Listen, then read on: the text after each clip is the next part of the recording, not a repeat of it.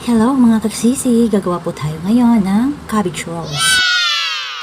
Pero bago ang lahat, mag-marinate po muna tayo ng minced pork. Lagyan ko lamang ng salt, pepper, cornstarch, oyster sauce, soy sauce. Huwag nyo rin kalimutan maglagay ng sesame oil and sugar para pumantay ang lasa at hindi sobrang alat.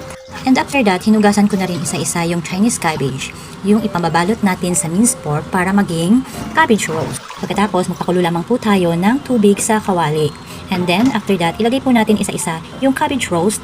3 minutes lamang po ang pagkaluto nito. Huwag po muna natin siyang i-overcook para hindi po siya lanta mamaya pagkatapos. At pag okay na, sa kanapan natin tanggalin at ilagay natin sa malamig na tubig. Hugasan po natin ng maayos upang maging balance at maging crispy pa rin siya kahit papano.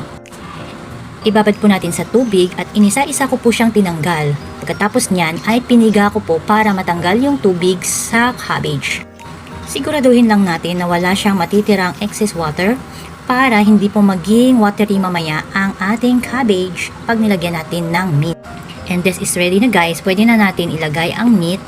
I-roll lang po natin ng maibalot ng husto yung meat.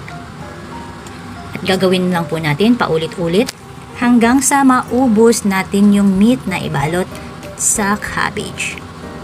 At ito na po guys. Pwede na po yan.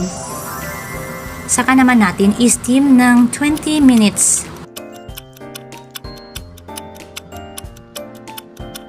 And after that, okay na po yan.